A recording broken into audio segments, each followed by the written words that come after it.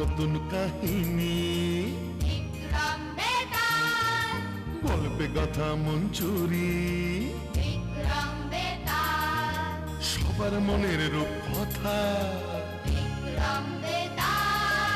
স্বপ্নেরই ঝরা পাতা।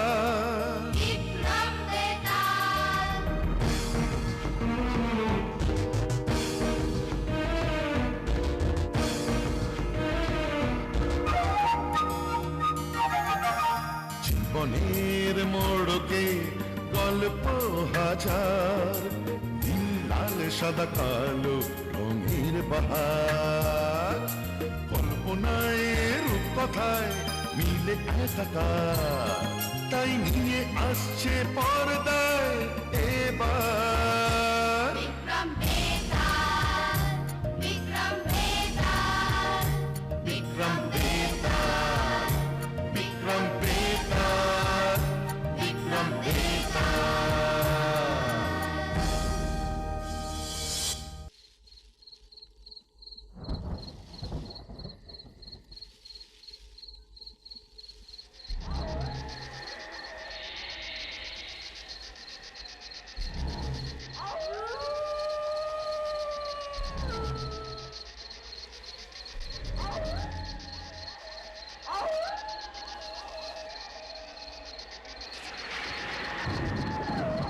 অনেক দিন আগে হেমকূট নামক এক রাজ্যে বিষ্ণু শর্মা নামে এক পরম ধার্মিক ব্রাহ্মণ বাস করতেন।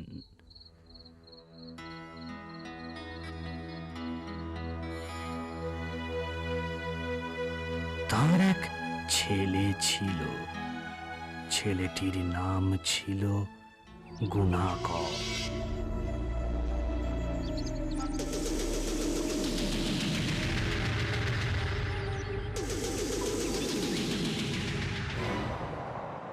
হায় ঈশ্বর, আমার কি হবে? না না না, আমি আবার খেলবো, আবার খেলবো। এই নাও।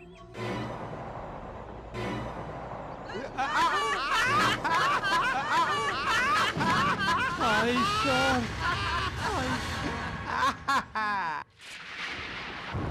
ছেলেটি জুয়া খেলার নেশায় তার বাবার জমানো সব টাকা কড়ি খরচ করে ফেলল। এরপর সে টাকার জন্য চুরি পর্যন্ত করতে শুরু করলো। বিষ্ণু শর্মা লজ্জা ও অপমানে তার ছেলেকে বাড়ি থেকে তাড়িয়ে দিলেন। না না না না না না না, একদম না। অর্থ উপার্জনের জন্য যে পুত্র অন্যায় পথ অবলম্বন করে, এমন পুত্রের পিতার পরিচয় দিতে আমার ঘৃণা করে। তাই আজ থেকে আমি নিজেকে নিঃসন্তান বলে মনে করব। এমন পুত্রের মুখদর্শন করাও পাপ।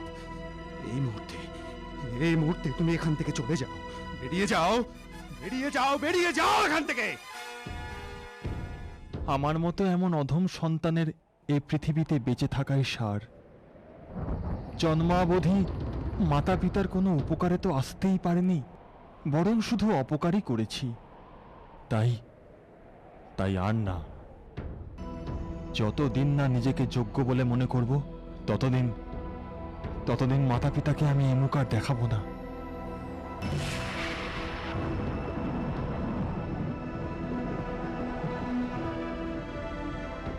পথ চলতে চলতে ক্লান্ত শ্রান্ত গুণাকর শ্মশানে তপস্যারত এক সন্ন্যাসীর সামনে এসে উপস্থিত হলো।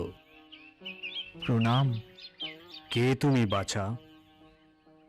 হে ঋষিবর, আমি মাতা পিতার এক অধম সন্তান।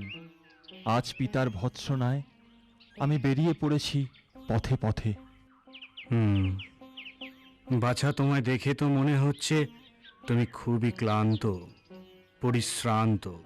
সারাদিনে দুমুঠো আহারও জোটেনি তোমার। তুমি কিছু আহার গ্রহণ করো এবং তারপর তুমি এখানেই বিশ্রাম করো। আমি এক্ষুনি কিছু আহারের ব্যবস্থা করে দিচ্ছি।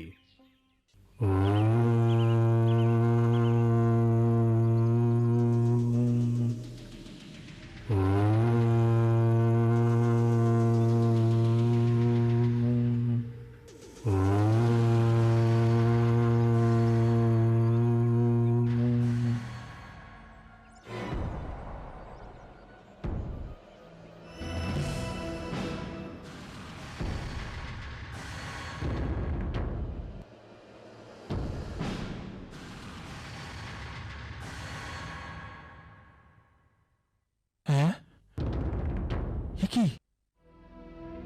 নাও নাও বাছা, তুমি কিছু আহার গ্রহণ করো।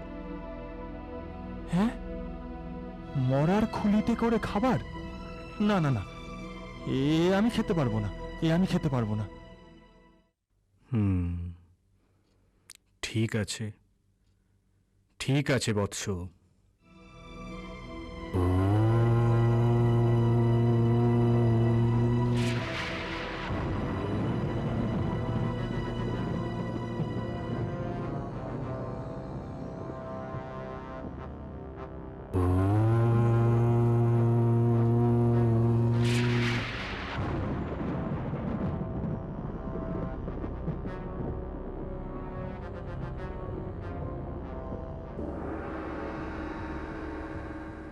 আদেশ করুন প্রভু, কি করব?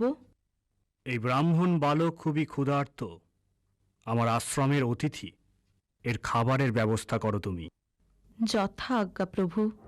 এই ব্রাহ্মণ বালক খুবই ক্ষুধার্ত, আমার আশ্রমের অতিথি, এর খাবারের ব্যবস্থা করো তুমি। যথা আজ্ঞা প্রভু।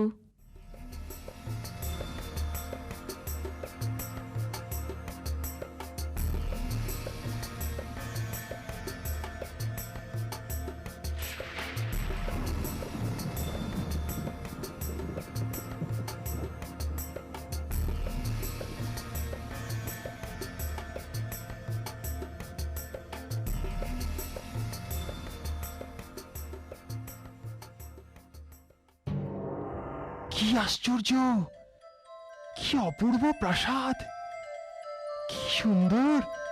বাবা বাবা বাবা, কি বিশাল প্রাসাদ! আসুন, আপনার আহারের ব্যবস্থা করা হয়েছে। হ্যাঁ বাবা, কত খাবার! বাবা, কি আয়োজন! আমি সারা জীবনে এত খাবার কখনো দেখিনি।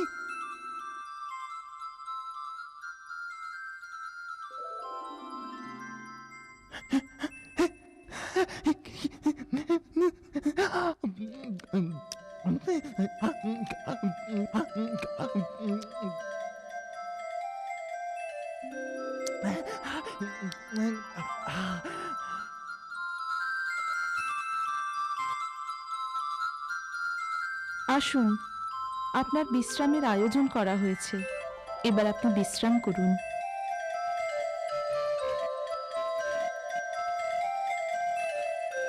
ওরে বাবা, এ যে সোনার বিছানা! ওরে বাবা, কি সুন্দর নরম বিছানা! হ্যাঁ, নিশ্চিন্তে ঘুম হবে আজ। সারাদিন যা খাটনি গেছে বাবা, ঘুমাবো এবার।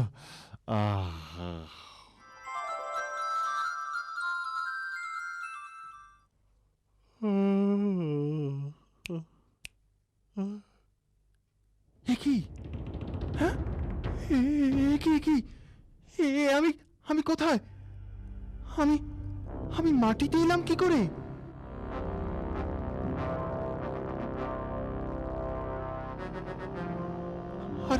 আর আমার সোনার বিছানা সব রাতারাতি কোথায় চলে গেল? হ্যাঁ, কি? ঋষিবর, ঋষিবর!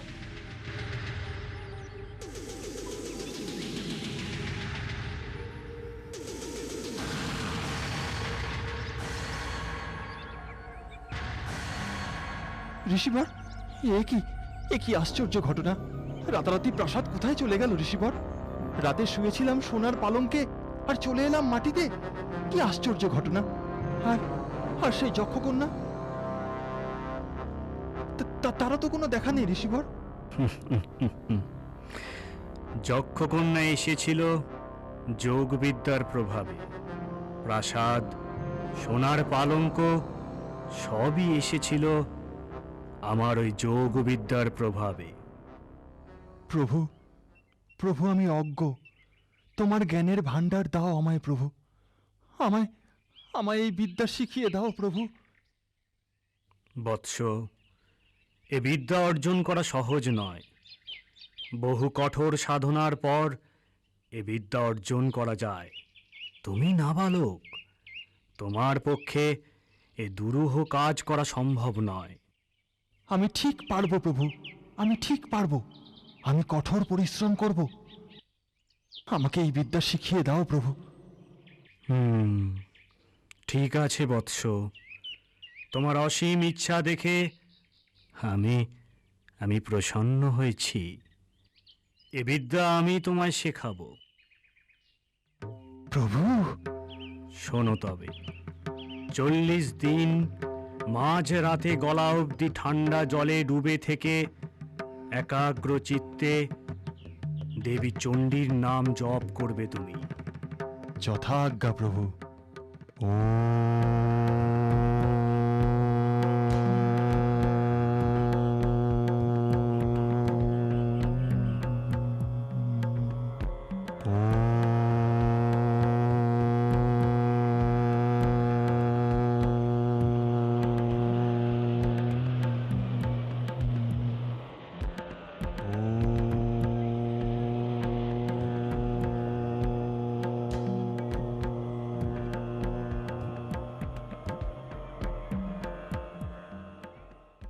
প্রভু, প্রভু, প্রভু, আপনার আদেশ আমি অক্ষরে অক্ষরে পালন করেছি প্রভু।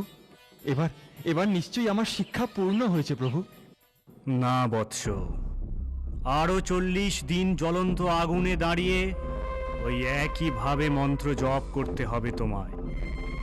তাতে সক্ষম হলে তবেই তোমার বাসনা পূর্ণ হবে, তবেই এই বিদ্যা তুমি অর্জন করতে সক্ষম হবে বৎস।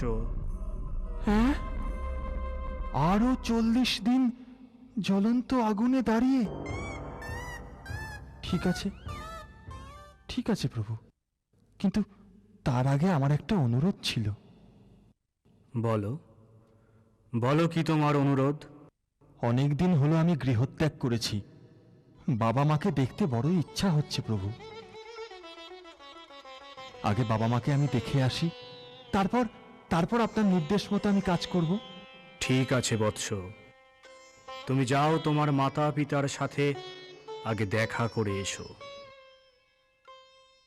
ব্যাস, আর কোনো চিন্তা নেই। বাবা মায়ের সাথে দেখা করে এসে 40 দিন জ্বলন্ত আগুনের উপর দাঁড়িয়ে দেবী চণ্ডীর নাম জপ করলেই বিদ্যা অর্জন করে ফেলবো। তারপর ইচ্ছে করলেই প্রাসাদে থাকতে পারবো, ইচ্ছা করলেই মন্ডা মিঠাই খেতে পারবো। আর কি চাই? হ্যাঁ, না না না, তাড়াতাড়ি যাই, তাড়াতাড়ি যাই। বাবা, মা, আমি এসেছি।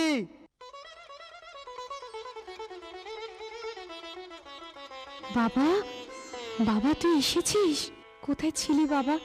কোথায় ছিলি এতদিন? মা, মা, আমি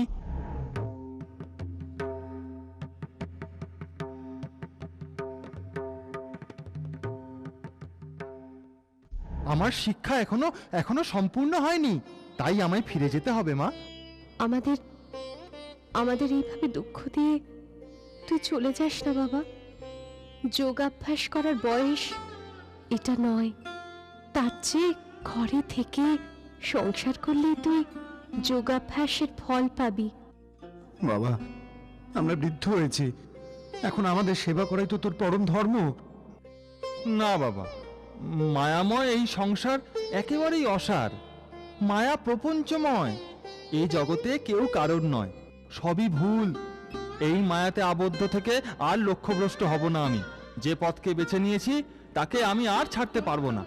আমি চলি, আর দেরি করা ঠিক হবে না। বাবা, বাবা যাস না, যাস না বাবা। ফিরে আয়, ফিরে আয় বাবা। ফিরে আয়,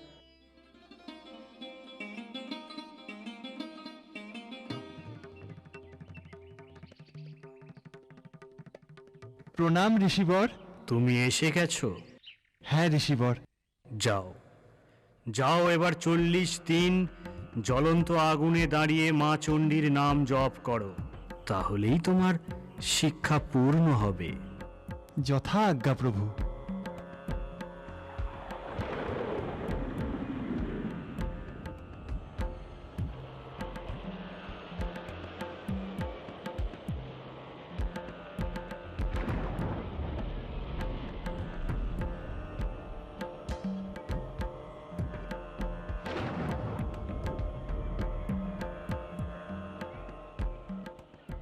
যাক, আজ 40 দিন পূর্ণ হলো। বাবা, এবার নিশ্চয়ই আমার শিক্ষা সম্পূর্ণ হয়েছে। এবার নিশ্চয়ই ইচ্ছে মতো প্রাসাদে থাকতে পারবো, সোনার পালঙ্কে শুতে পারবো, মন্ডা মিঠাই খেতে পারবো। কি আনন্দ! যাই যাই, এবার প্রভুকে গিয়ে জানাই আজ আমার 40 দিন পূর্ণ হয়েছে। প্রণাম প্রভু, প্রণাম। এসো। প্রভু, আজ আমার 40 দিন পূর্ণ হয়েছে প্রভু। এই 40 দিন আমি জ্বলন্ত আগুনে দাঁড়িয়ে দেবী চণ্ডীর নাম জপ করেছি। তোমার শিক্ষা আজ পূর্ণ হয়েছে বৎস। আচ্ছা প্রভু, তবে আমি আসি। এবার মাতা পিতার কাছে ফিরতে হবে তো? এসো, এসো তুমি বৎস। শিক্ষার শেষে গুণাকর ফিরে এলো তার বাবা মার কাছে। বাবা, বাবা তুই এসে গেছিস? তুই ফিরে এসেছিস বাবা? হ্যাঁ মা, আজ আমার শিক্ষা সম্পূর্ণ হয়েছে। আজ আমি যা চাই তাই পেতে পারি, ইচ্ছে মতো প্রাসাদে থাকতে পারি, সোনার পালঙ্কে শুতে পারি, ভালো মন্দ খেতে পারি। দেখবে, দেখবে তোমরা, দেখবে দেখবে, দেখো এই দেখো, এই দেখো।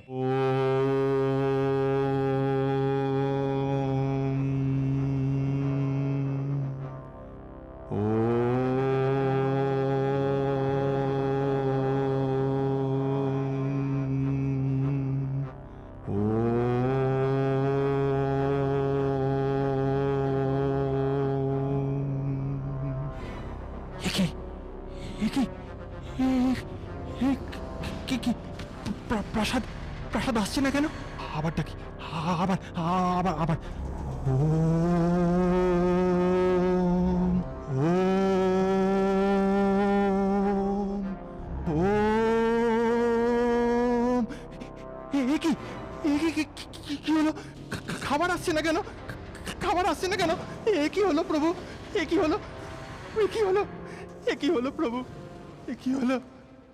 বলো তো মহারাজ, কেন ওই ব্রাহ্মণ যুবক সন্ন্যাসীর সব আদেশ পালন করা সত্ত্বেও সিদ্ধি লাভ করতে পারল না?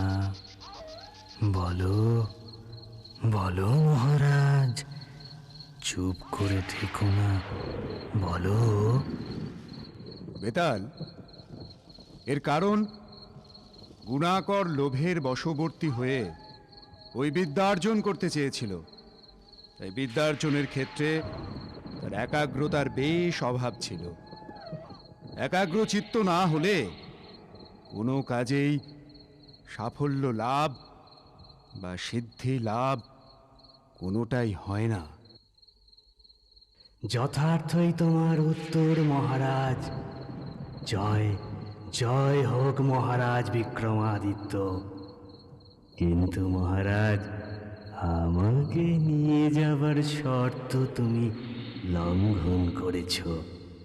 তাই তাই আমি চললাম মহারাজ, আমি চললাম। বেতাল, তুমি যেও না। বেতাল, আমি আসছি।